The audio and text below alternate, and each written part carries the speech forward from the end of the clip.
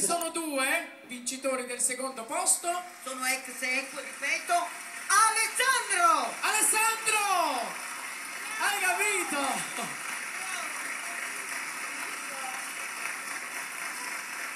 E Alessandro vince la promozione su Villa Cupido.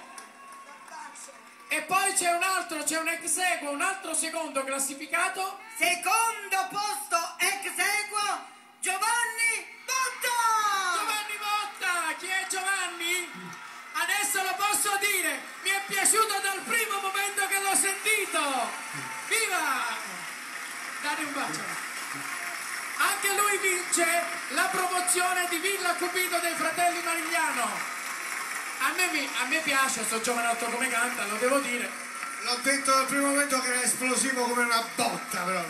Siamo pronti adesso, calmi? Silenzio. Solo una cosa, innanzitutto volevo